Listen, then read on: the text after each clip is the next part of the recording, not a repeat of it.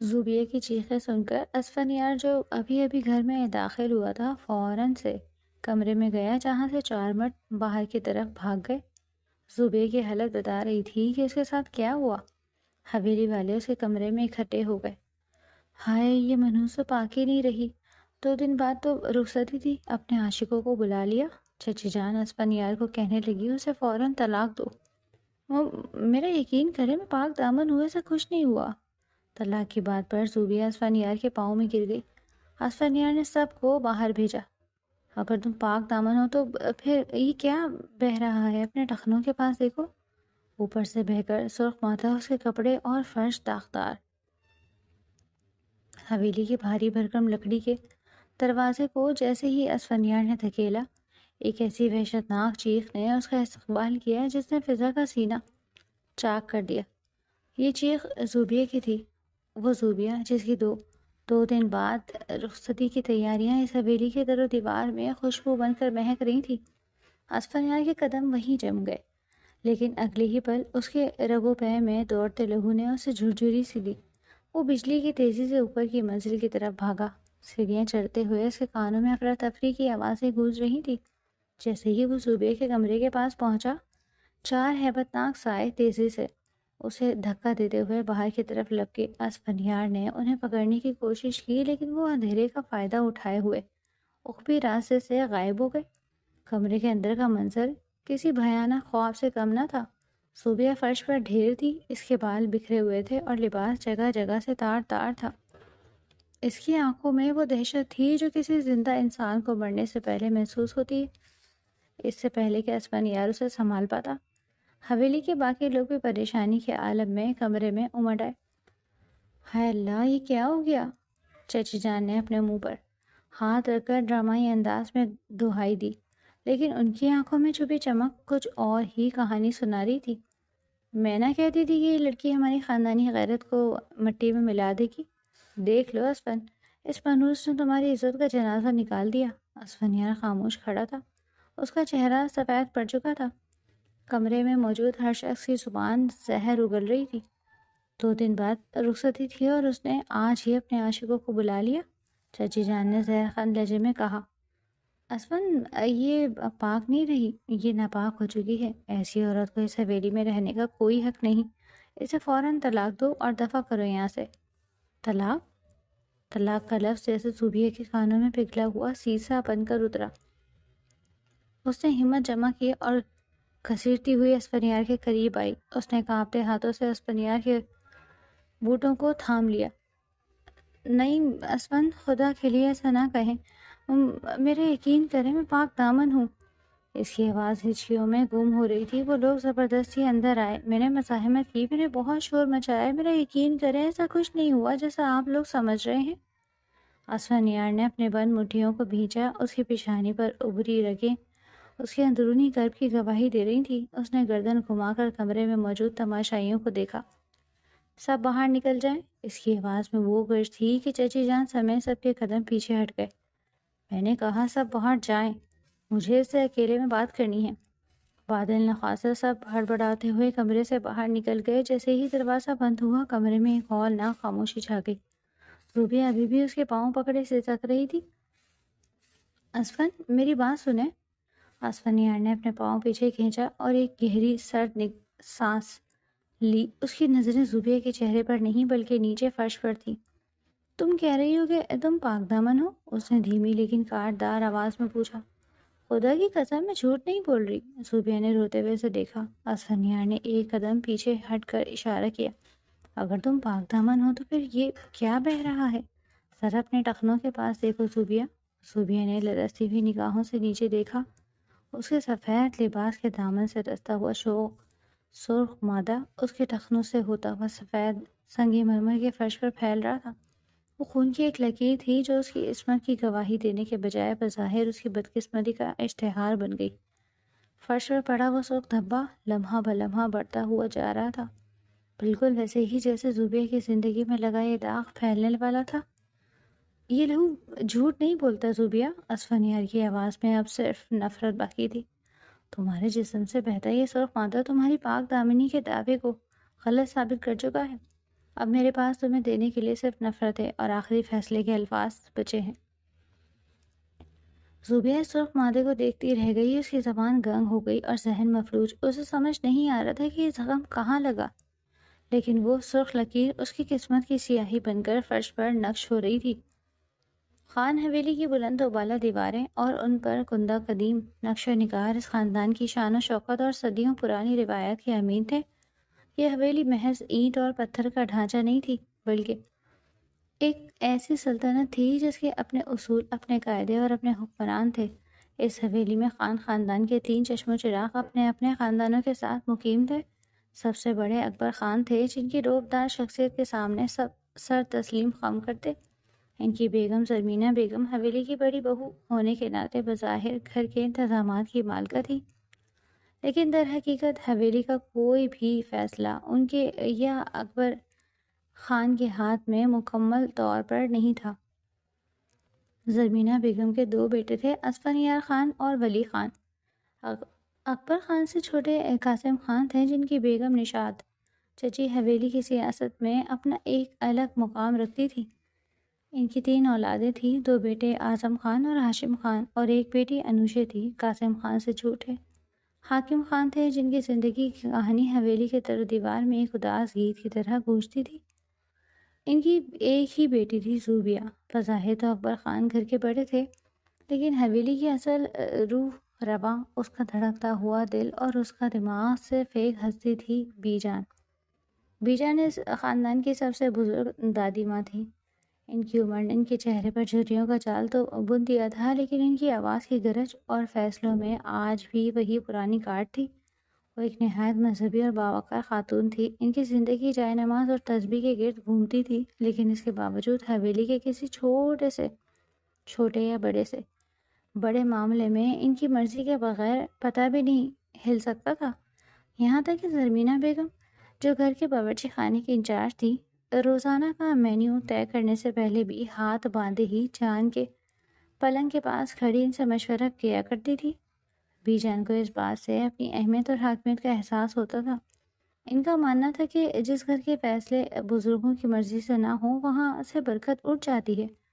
اس بھاری بھرکم اور روایات میں جکڑی حویلی کا اگر کوئی سچا وارث تھا تو وہ اسفندیار خان تھا۔ وہ اکبر خان کا بڑا بیٹا اور حویلی کا وہ واحد چشم و چراغ تھا جس نے خاندانی غرور کے ساتھ ساتھ جدید تعلیم اور شعور کو بھی اپنایا تھا۔ اسفندیار نے شہر کی بہترین یونیورسٹی سے تعلیم حاصل کی تھی، جبکہ حویلی کے باقی مرد بشمول اس کے بھائی ولی خان اور کزنز اعظم اور ہاشم کے اس بات پر متفق تھے کہ جب باپ دادا کی اتنی زمینیں، جائیدادیں اور فیکٹریاں موجود ہیں تو پھر پڑھ لکھ کر دماغ کھپانے کی کیا ضرورت۔ وہ سب عیش و آرام کی زندگی کے عادی تھے، لیکن اسفندیار ان سب سے مختلف تھا۔ اس کا دماغ روشن اور سوچ وسیع تھی۔ وہ صبح سویرے اٹھ کر زمینوں کے معاملات دیکھتا، فیکٹریوں کی پروڈکشن چیک کرتا، کسانوں کے مسائل سنتا اور خاندانی تنازعات کو اپنی سمجھداری سے سلجھاتا۔ پورے شہر میں اسفندیار خان کا نام عزت اور رعب سے لیا جاتا تھا۔ حویلی میں رشتوں اور نعتوں کے فیصلے بھی بی جان کی ثوابدید پر ہوتے تھے۔ ان کی عقابی نگاہیں ہر وقت حویلی کے بچوں پر رہتی تھیں کہ کون کس کے لائق ہے۔ اسی لیے جب اسفندیار کی شادی کی بات چلی تو بی جان نے بغیر کسی ہچکچاہٹ کے اپنی سب سے لاڈلی اور عزیز پوتی زوبیہ کا نام لیا۔ زوبیہ کی کہانی درد اور سادگی کا ایک انوکھا امتزاج تھی۔ اس کی والدہ کا انتقال اس وقت ہو گیا تھا جب وہ محض 3 برس کی ایک معصوم بچی تھی۔ ایک جان لیوا اور پراسرار بیماری نے اس کی ماں کو اپنی لپیٹ میں لیا تھا، اور حاکم خان کی تمام تر دولت اور بہترین علاج بھی انہیں موت کے منہ سے نہ بچا سکا۔ اپنی ماں کو روتا بلکتا چھوڑ کر جانے والی وہ ننھی سی جان حاکم خان کی زندگی کا واحد محور بن گئی۔ حاکم خان اپنی بیگم سے دیوانہ وار محبت کرتے تھے۔ ان کی وفات کے بعد حویلی کی کئی عورتوں نے، خاص طور پر نشاط بیگم نے، انہیں دوسری شادی کے مشورے دیے، لیکن حاکم خان نے صاف انکار کر دیا۔ وہ اپنی بیگم کی جگہ کسی اور کو دینے کا تصور بھی نہیں کر سکتے تھے۔ ماں کی ممتا سے محروم زوبیہ نے بی جان کی گود میں پناہ لی۔ بی جان نے اس ننھی کلی کو اپنے آنچل کے سائے میں پالا۔ زوبیہ دادی کے بہت قریب ہو گئی۔ وہ اپنے چھوٹے چھوٹے ہاتھوں سے دادی کی ٹانگیں دباتی، انہیں دوائیاں دیتی اور اپنی توتلی زبان میں ان سے ڈھیروں باتیں کرتی، بی جان اس کی معصومیت پر واری صدقے جاتی۔ یہی وجہ تھی کہ زوبیہ حویلی کی باقی لڑکیوں کی طرح آزاد خیال اور شوق نہیں تھی۔ وہ بی جان کی صحبت اور تربیت کے زیر اثر ایک نہایت شریف، پاکردار، دھیمے مزاج اور شاعرانہ طبیعت رکھنے والی لڑکی بن کر ابھری۔ اس کی آنکھوں میں ایک عجیب سی حیا اور باتوں میں بلا کی مٹھاس تھی۔ وہ بلا وجہ گھر سے باہر نکلنے کے بجائے دادی کے پاس بیٹھ کر قرآن کی تلاوت سننا اور سلائی کڑھائی کرنا پسند کرتی تھی۔ بی جان جانتی تھیں کہ اسفندیار جیسے باوقار، سمجھدار اور روب والے مرد کے لیے زوبیہ جیسی نرم خو، فرمانبردار اور سگھڑ لڑکی ہی بہترین جیون ساتھی ثابت ہو سکتی ہے۔ چنانچہ انہوں نے اسفندیار اور زوبیہ کے نکاح کا فیصلہ سنا دیا۔ یہ فیصلہ سن کر حویلی میں خوشی کی لہر دوڑ گئی۔ زوبیہ جو بچپن سے اسفندیار کو ایک آئیڈل کی طرح دیکھتی آئی تھی، اندر ہی اندر خوشی سے نہال تھی۔ حاکم خان کی آنکھوں میں تو جیسے زندگی کی نئی چمک آ گئی تھی۔ اسفندیار نے بھی بی جان کے فیصلے پر سر جھکا دیا تھا۔ وہ جانتا تھا کہ زوبیہ ایک نہایت پاک باز اور خوبصورت لڑکی ہے، جس میں خامی ڈھونڈنے سے بھی نہیں ملتی۔ وہ اس سادگی بھرے حسن اور شرم و حیا سے متاثر تھا۔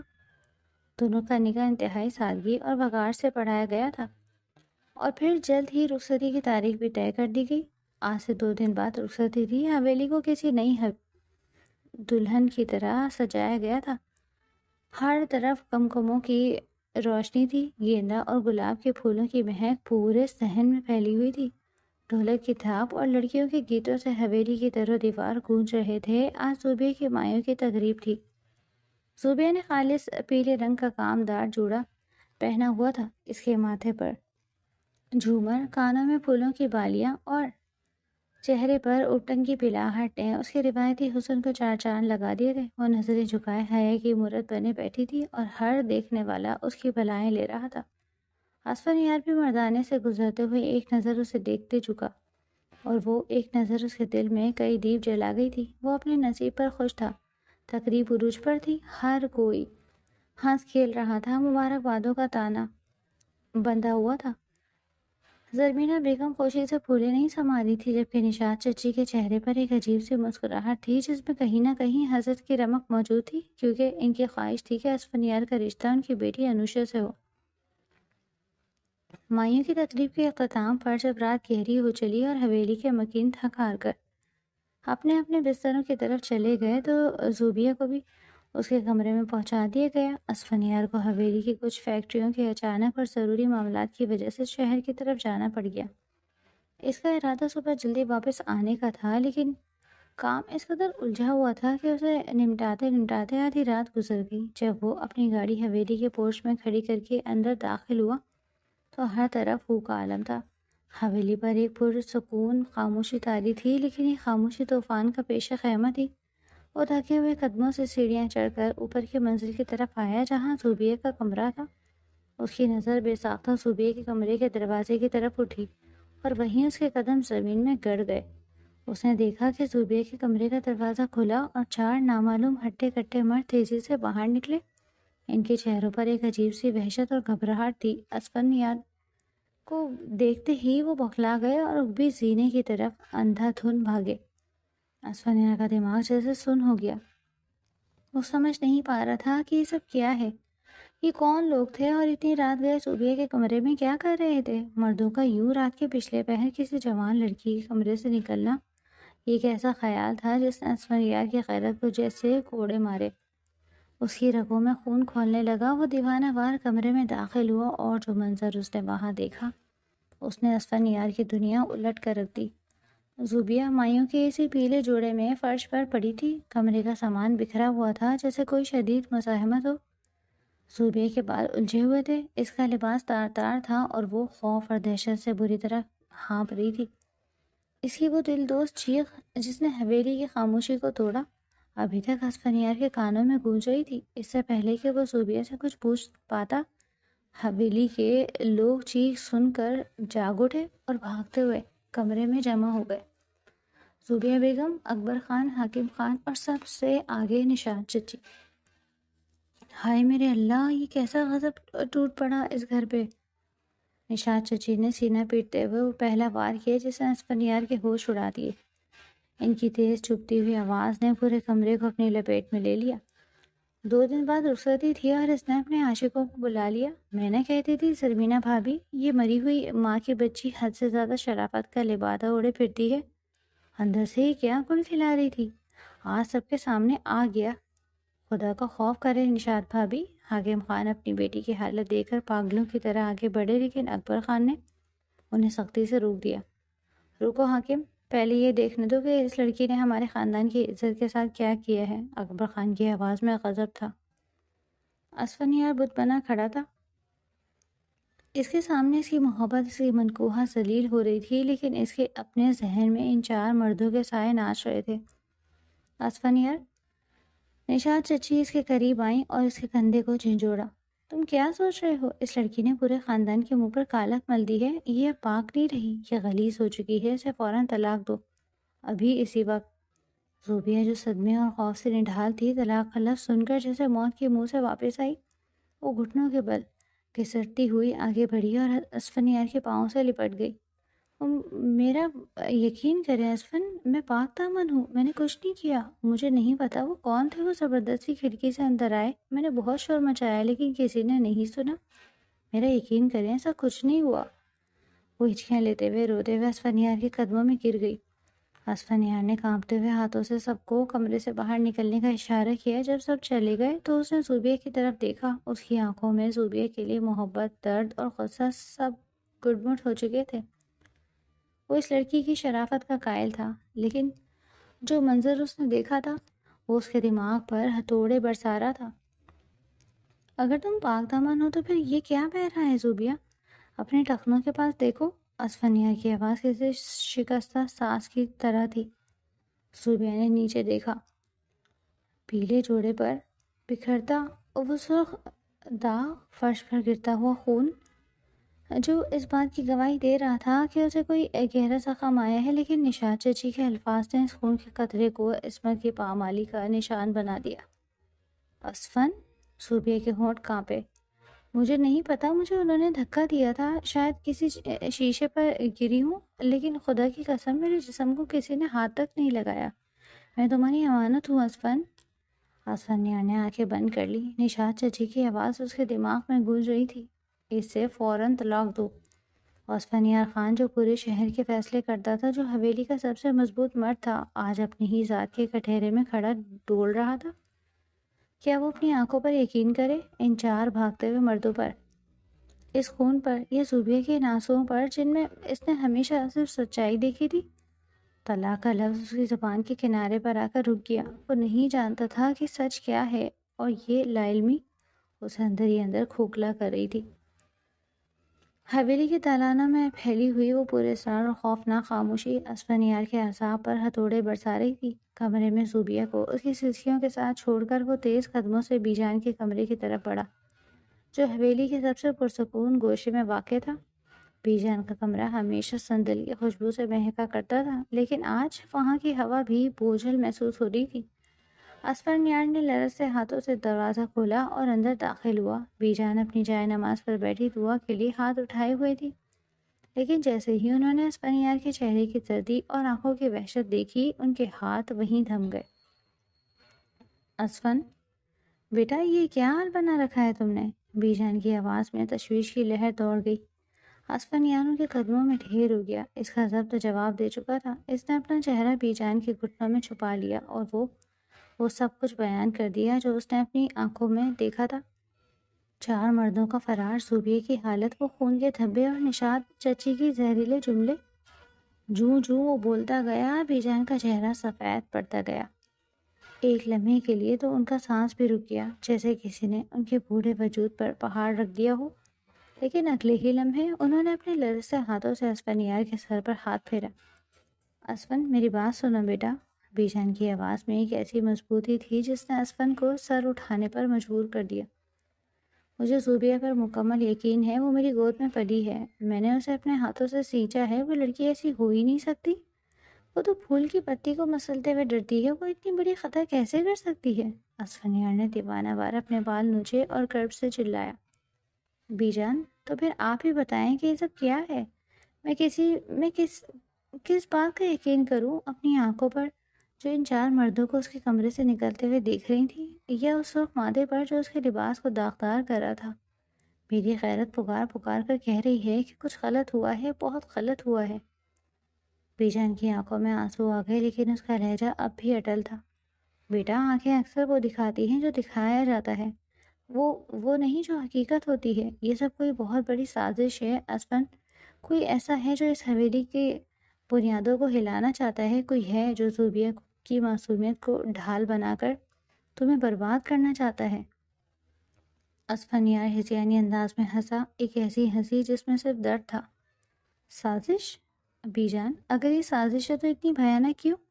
زوبیہ کے کمرے میں وہ مرد کیا کر رہے تھے؟ وہ اس کے قریب کیسے پہنچے؟ اور وہ خون کس بات کی گواہی دے رہا ہے؟ نشاد چچی تو صاف کہہ رہی ہیں کہ اسے طلاق دے دو۔ پورا خاندان مجھ پر تھو تھو کرے گا اگر میں نے اسے اپنائے رکھا۔ بی جان نے اسفنیار کا چہرہ اپنے ہاتھوں کے پھیلے میں لیا۔ نشاد کی باتوں میں مت آؤ، اس کی زبان ہمیشہ سے زہر اگلتی رہی ہے۔ اسفن، تم خان حویلی کے وارث ہو، جذباتی ہو کر فیصلہ مت کرو۔ اگر تم نے آج زوبیہ کا ساتھ چھوڑ دیا تو وہ جیتے جی مر جائے گی، اسے تمہاری ضرورت ہے۔ مجھے کس کی ضرورت ہے بی جان؟ اسفنیار نے پکار کر پوچھا۔ مجھے اس سچ کی ضرورت ہے جو مجھے سکون دے سکے۔ اس وقت زوبیہ کے پاس سوائے رونے اور میں پاک ہوں کہنے کے کوئی ثبوت نہیں۔ میں کس بنیاد پر اس کا دفاع کروں؟ بی جان خود بھی گہری سوچ میں مبتلا ہو گئی۔ ان کا ذہن ماضی کے دریچوں میں بھٹکنے لگا۔ وہ جانتی تھیں کہ حویلی کے اندرونی حسد اور دشمنیاں کتنی گہری ہو سکتی ہیں۔ کیا یہ ممکن تھا کہ کسی نے زوبیہ کو بے ہوش کر کے یہ سارا منظر تیار کیا ہو، یا پھر واقعی ان 4 مردوں کا مقصد کچھ اور تھا؟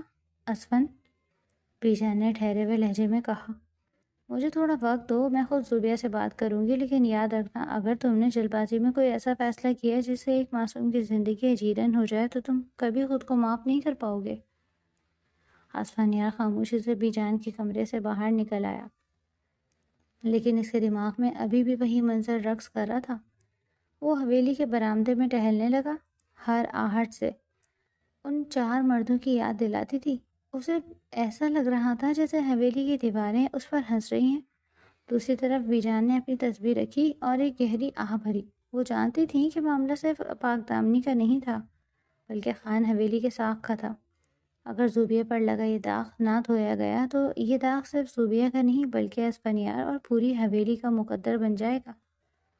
اے اللہ، سچ کو ظاہر کر دے۔ انہوں نے آسمان کی طرف دیکھ کر دعا مانگی۔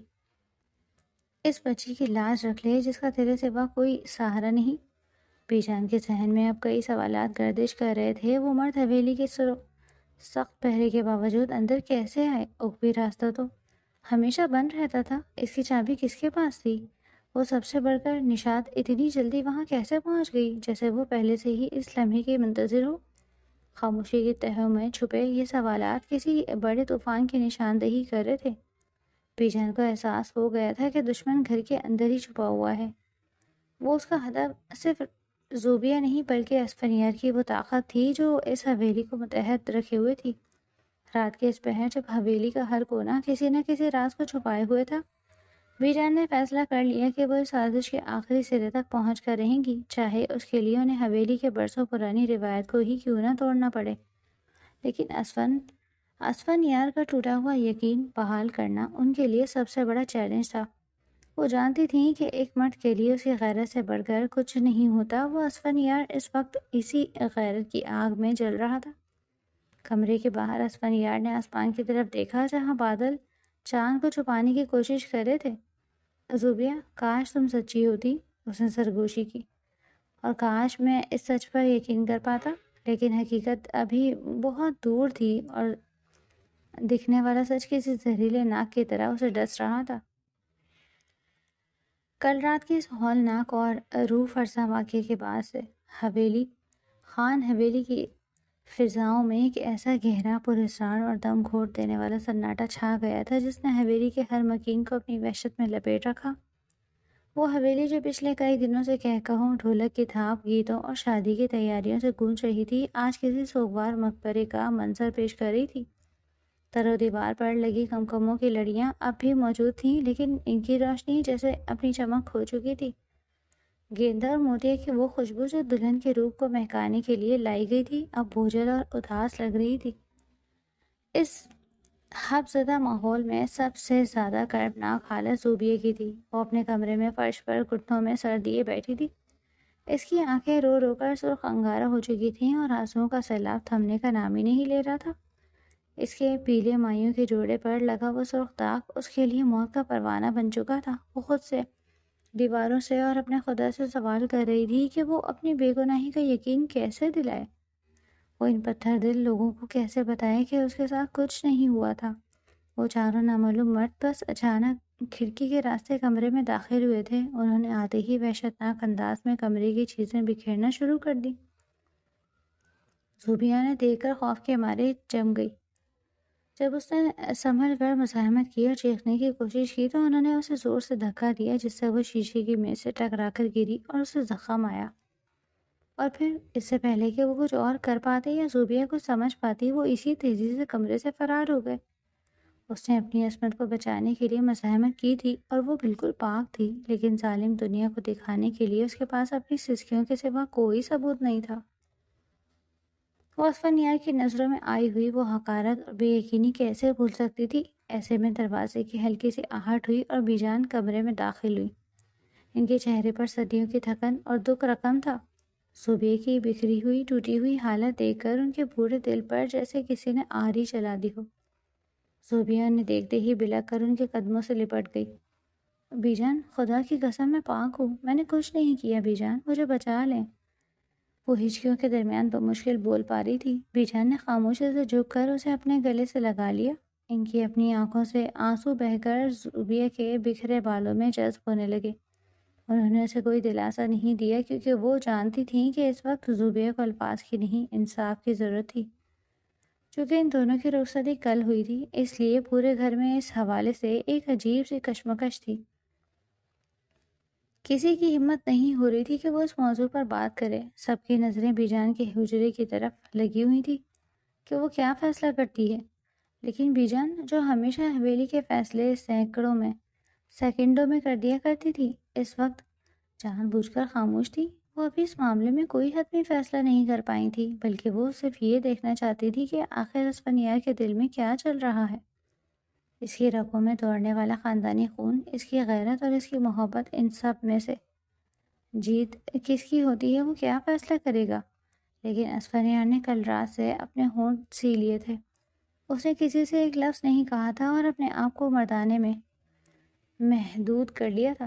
رخصتی کا دن سر پر کھڑا تھا اور حالات کی نزاکت کو سمجھتے ہوئے بیجان نے ایک زبردست سیاسی چال چلی۔ انہوں نے رات میں ہی شہر بھر میں اور خاندان کے تمام مہمانوں کو اطلاع بھجوا دی تھی کہ اچانک ان کی طبیعت شدید خراب ہو گئی ہے، جس کی وجہ سے رخصتی کی تقریب کچھ دنوں کے لیے مؤخر کی جا رہی ہے۔ بظاہر تو ایک معقول وجہ تھی، لیکن خاندان کے لوگ، جن کی ناک ہمیشہ خبریں سونگھنے کے لیے تیار رہتی تھی، سمجھ گئے تھے کہ حویلی کی اونچی دیواروں کے پیچھے کوئی نہ کوئی سنگین معاملہ ضرور پیش آیا ہے۔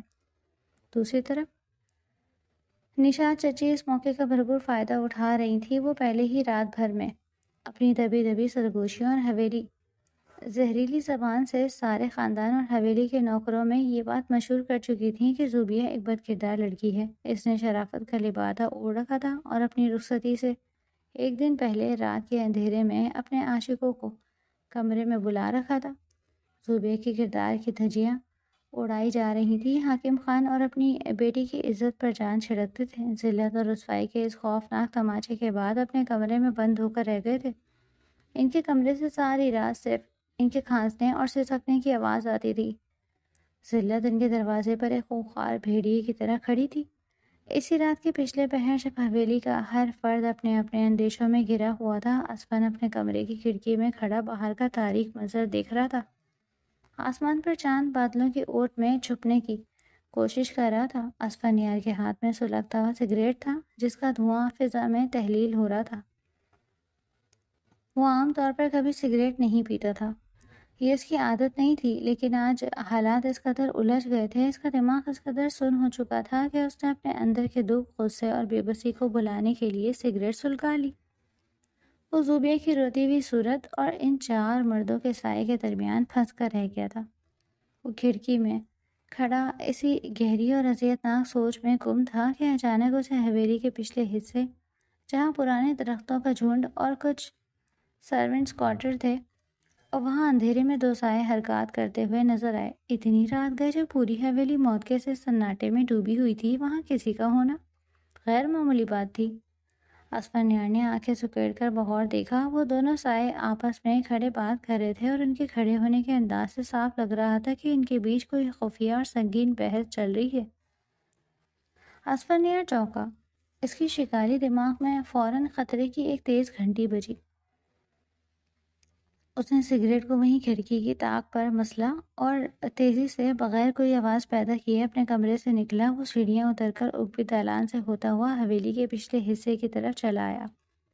اندھیرے اور درختوں کی اوٹ کا فائدہ اٹھاتے ہوئے وہ دبے قدموں ان سایوں کی بالکل قریب پہنچ گیا۔ دیوار کے پیچھے چھپ کر اس نے سانس روکی اور کان لگا دیے۔ وہاں پہنچتے ہی جو آواز اس کے کانوں میں پڑی، اس نے اسفندیار کے قدموں تلے سے زمین کھینچ لی۔ وہ آواز نشاط چچی کی تھی۔ ان کا لہجہ دھیما تھا، لیکن اس میں ایک عجیب سی گھبراہٹ اور غصہ ملا ہوا تھا۔ میں تجھے سچ کہہ رہی ہوں شیرا، اب میرے پاس اور پیسے نہیں ہیں۔ نشاط چچی کی سرگوشی رات کے سناٹے میں صاف سنائی دے رہی تھی۔ تجھے کتنے پیسے دوں میں؟ پہلے ہی تو اس رات کے بہانے سے بلیک میل کر کے مجھ سے 10 لاکھ روپے اینٹ چکا ہے۔ اب 1 روپیہ بھی اوپر نہیں دوں گی میں تجھے۔ کم بخت، ابھی تک میرا کام بھی مکمل نہیں ہوا۔ وہ منحوس لڑکی ابھی تک اس گھر میں موجود ہے اور میری رقم الگ چلی گئی۔ افسردہ اور جھنجھلائے ہوئے لہجے میں اس آدمی سے کہہ رہی تھی۔ تبھی دوسری طرف سے شیرا نامی اس شخص کی بھاری، مکروہ اور لالچ سے بھری آواز سنائی دی، جس نے اسفندیار کی رگوں میں دوڑتے خون کو جما دیا۔ بس کرو باجی، مجھے مت سکھاؤ۔ میں اچھی طرح جانتا ہوں تم لاکھوں کی مالکن ہو۔ یہ 10-20 لاکھ تو تمہارے لیے کچھ بھی نہیں، اور تم احسان مانو میرا۔ ویسے بھی تمہاری ہی وجہ سے ہم نے اس لڑکی کو اس دن کچھ نہیں کہا تھا، ورنہ، شیرا نے ایک غلیظ ہنسی ہنستے ہوئے کہا، ورنہ اتنی جوان معصوم اور خوبصورت لڑکی دیکھ کر کس کے منہ میں پانی نہیں آتا۔ اگر تم نے ہمیں فری ہینڈ دیا ہوتا، ہمیں روکا نہ ہوتا، تو یقین جانو ہم چاروں دوست اس دن خوب مزہ کرتے اور تمہارا کام بھی پکا ہو جاتا۔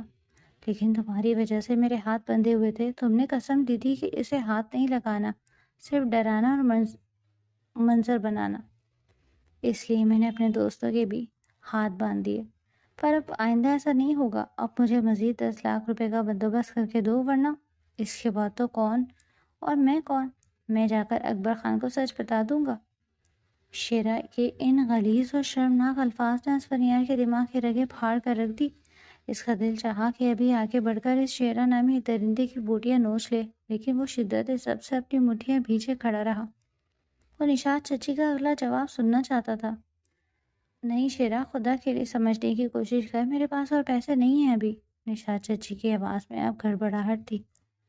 ہاں، اگر ہوئے تو میں تجھے ضرور دے دوں گی، میں تیرا حق نہیں مانوں گی، لیکن ابھی تو یہاں سے جا، حویلی کے ارد گرد نظر نہ آ مجھے۔ حالات بہت خراب ہے، ورنہ کسی کو شک ہو گیا تو بھی پھنسے گا اور مجھے بھی ساتھ پھنسائے گا۔ نشاط چچی نے ہاتھ جوڑتے ہوئے کہا اور تیزی سے 2 قدم پیچھے کی طرف ہٹی۔ لیکن جیسے ہی انہوں نے مڑ کر حویلی کی طرف جانے کے لیے قدم بڑھائے، ان کے سامنے ایک قد آور سایہ نمودار ہوا۔ اندھیرے میں اسفندیار خان اپنی پوری ہیبت اور جلال کے ساتھ ان کے سامنے کھڑا تھا۔ اسے وہاں دیکھ کر نشاط چچی کے قدموں تلے سے زمین نکل گئی۔ ان کا چہرہ خوف سے پیلا پڑ گیا، آنکھیں پھٹی کی پھٹی رہ گئیں اور حلق سے آواز تک نہ نکلی۔ ان کی حالت اس چور جیسی تھی جو رنگے ہاتھوں پکڑا گیا ہو۔ شیرا، جو حویلی کا ایک پرانا اور بدماش قسم کا ملازم تھا، اسفندیار کو وہاں کھڑا دیکھ کر صورتحال کی نزاکت سمجھ گیا اور ایک لمحہ ضائع کیے بغیر اندھیرے کا فائدہ اٹھاتے ہوئے دیوار پھلانگ کر وہاں سے بھاگ کھڑا ہوا۔ اسفندیار نے شیرا کا پیچھا کرنے کے بجائے اپنی خونی نظریں نشاط چچی پر گاڑ دی۔ وہ آہستہ آہستہ 2 قدم آگے بڑھا اور نشاط چچی کے خوف زدہ آنکھوں میں سیدھا دیکھتے ہوئے ایک ایسی سرد اور کاٹدار آواز میں بولا جو کسی خنجر سے کم نہیں تھی، نشاط چچی، آپ کتنا گریں گی اس کا اندازہ میں خواب میں بھی نہیں کر سکتا تھا۔ اسفندیار کے ہر لفظ سے لاوا ابل رہا تھا۔ ایک عورت ہو کر، اس حویلی کی عزت دار بہو ہو کر، آپ نے ایک معصوم یتیم لڑکی کی عزت، اس کی زندگی کو اس غلیظ طریقے سے داؤ پر لگا دیا، اور وہ بھی صرف اپنے کسی حقیر مقصد کے لیے۔ ان گنڈوں کو آپ نے اس کے کمرے میں بھیجا تھا؟ وہ جو میری اسفندیار خان کی ہونے والی بیوی تھی، آخر آپ نے ایسا کیوں کیا چچی جان؟ زوبیا نے آپ کا کیا بگاڑا تھا؟ آخر میں نے آپ کا کیا بگاڑا تھا جو آپ نے میرے اور حکیم چچا کے سر پر اتنی بڑی ذلت کی راکھ ڈال دی؟ نشاد چچی جو پہلے تو خوف سے کانپ رہی تھی، اسفندیار کے ان سوالوں نے ان کے اندر چھپے ہوئے زہریلے حسد اور غرور کو جگا دیا۔ جب انسان کا پردہ چاک ہو جائے تو وہ ڈٹائی پر اتر آتا ہے۔ ان کی گھبراہٹ اچانک ایک شدید غصے اور بغاوت میں بدل گئی۔ ہاں ہاں، میں نے کیا ہے سب، میں نے ہی کیا ہے، اور مجھے اپنے کیے پر کوئی پچھتاوا نہیں، نشاد چچی ایک دم غصے سے پنکارتے ہوئے بولی۔ ان کی آنکھوں میں نفرت کی آگ جل رہی تھی۔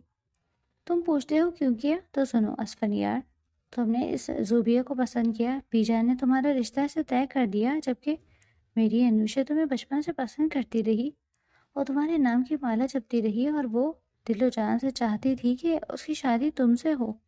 میں خود بھی یہی چاہتی تھی کہ تم میرے داماد بنو، تم حویلی کے وارث ہو، تم پر حق میری بیٹی کا تھا، لیکن تمہاری اور بی جان کی نظر انتخاب اس مری ہوئی ماں کی بچی، اس یتیم اور مسکین زوبیہ پر پڑی۔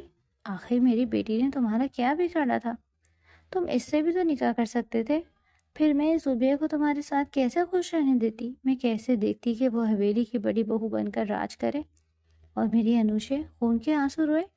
میں نے وہی کیا جو مجھے بہتر لگا، جو میری بیٹی کی خوشی کے لیے ضروری تھا اور جو اس وقت ہو سکتا تھا۔ نشاد چچی اس وقت کسی پاگل پن کے خبت میں مبتلا لگ رہی تھی۔ وہ اپنی اتنی بڑی اور غلیظ غلطی ماننے کے قطعی تیار نہیں تھی، بلکہ اپنے گناہ کو ایک ماں کی محبت کا نام دے کر جائز قرار دے رہی تھی۔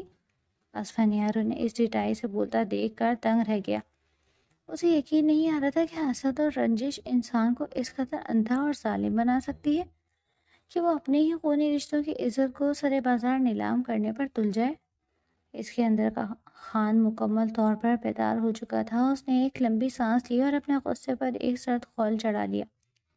یہ جو آپ نے زوبیہ پر نہیں بلکہ خان حویلی کی عزت پر جو کیچڑ اچھالا ہے نا چچی جان، اسفندیار کی آواز اب چیخ نہیں رہی تھی، بلکہ اس میں ایک ایسا پرسکون زہر تھا جو نشاد چچی کی روح تک کو کانپنے پر مجبور کر رہا تھا۔ اس کا فیصلہ اب صبح ہوگا، اور یاد رکھیے گا، اب جو طوفان اس حویلی میں آئے گا وہ آپ کے اس غرور اور آپ کی اس سازش کو جڑوں سے اکھاڑ پھینکے گا۔ آپ کو اپنے کیے کی ایسی سزا بھگتنی ہوگی جو اس خاندان کی آنے والی نسلیں بھی یاد رکھیں گی۔ یہ کہتے ہوئے اسفندیار نے آخری حقارت بھری نظر نشاد چچی پر ڈالی اور تیزی سے پلٹ کر حویلی کے اندر کی طرف چلا گیا۔ اس کی آنکھوں میں اب کوئی الجھن نہیں تھی، کوئی کشمکش نہیں تھی۔ سچائی آئینے کی طرح اس کے سامنے آ چکی تھی اور زوبیہ کی پاک دامنی اس کے دل پر روشن ہو چکی تھی۔ اس کی چال میں ایک عجیب سا اعتماد اور فیصلہ کن سختی تھی۔ وہ ایک حتمی فیصلے پر پہنچ چکا تھا، ایک ایسا فیصلہ جو صبح ہوتے ہی اس حویلی کی بنیادوں کو ہلا کر رکھ دینے والا تھا۔ پیچھے اندھیرے میں نشاد چچی اپنے انجام کے خوف سے لرزتی کھڑی رہ گئی۔ اگلی صبح خان حویلی کا سورج اپنے ساتھ ایک ایسا طوفان لے کر طلوع ہوا جس نے برسوں کے چھپے ہوئے چہروں سے شرافت کی نقابیں نوچ ڈالی۔ رات بھر اسفندیار کی آنکھوں میں نیند نہیں اتری تھی۔ اس کی آنکھیں سرخ تھیں، لیکن ان میں اب بے یقینی نہیں بلکہ ایک مضبوط ارادہ تھا۔ ناشتے کی میز پر جب حویلی کے تمام مرد اور خواتین جمع ہوئے تو فضا میں وہی بوجھل پن تھا۔ نشاد چچی اپنے چہرے پر مصنوعی مسلحت سجا کر بی جان کے قریب بیٹھی تھی، جیسے انہیں رات کے واقعے کا کچھ علم ہی نہ ہو۔ زوبیہ اپنے کمرے میں مقیم تھی اور حاکم خان سر جھکائے خاموش بیٹھے تھے۔ اچانک اسفندیار نے اپنے ہاتھ میں پکڑا ہوا چائے کا کپ زور سے میز پر پٹکا، جس کی آواز سے سب تھرا گئے۔ اس سے پہلے کہ آج کا دن بڑھے، میں اس حویلی کے غلاظت کو صاف کرنا چاہتا ہوں۔ اسفندیار کی آواز دھاڑ کر گونجی۔ اکبر خان نے حیرت سے دیکھا۔ بیٹا، یہ کیا بدتمیزی ہے؟ بڑوں کے سامنے لہجہ درست رکھو۔ بڑے؟ اسفندیار طنزیہ ہنسا۔ بڑے وہ ہوتے ہیں جو گھر کی عزت کی حفاظت کریں، وہ نہیں جو اپنوں کی ہی پیٹھ میں چھرا گھونپے۔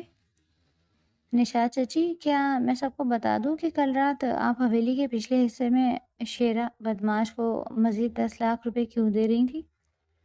یہ جملہ سنتے ہی نشاد چچی کے ہاتھ سے نوالا گر گیا۔ ان کا چہرہ پل بھر میں بدرنگ ہو گیا۔ کمرے میں موجود ہر شخص جیسے ساکت ہو گیا۔ یہ تم کیا بکواس کر رہے ہو اسفن؟ قاسم خان غصے سے کھڑے ہو گئے۔ میری بیوی پر الزام لگانے کی ہمت کیسے ہوئی تمہاری؟ الزام نہیں، یہ سچ ہے۔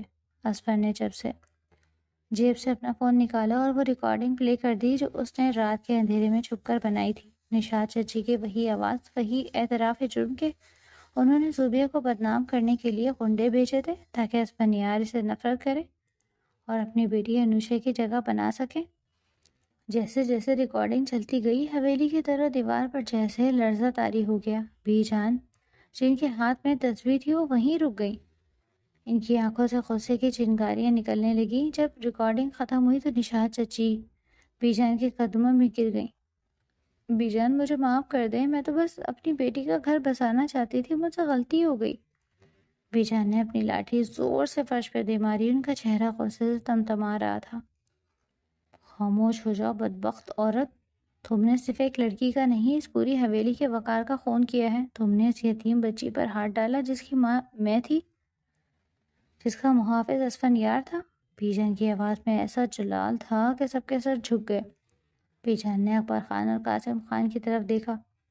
قاسم، اپنی بیوی اور بچوں کو سنبھالو، اس حویلی میں اب تمہارا اور تمہاری اس فتنہ پرور بیوی کا کوئی ٹھکانہ نہیں۔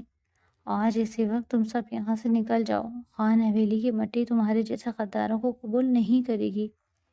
قاسم خان شرمندگی سے پانی پانی ہو گئے، لیکن بی جان کا فیصلہ حتمی تھا۔ نشاد چچی روتی پیٹتی رہیں، لیکن اسفندیار نے سرد مہری سے نوکروں کو اشارہ کیا کہ ان کا سامان باہر پھینک دیا جائے۔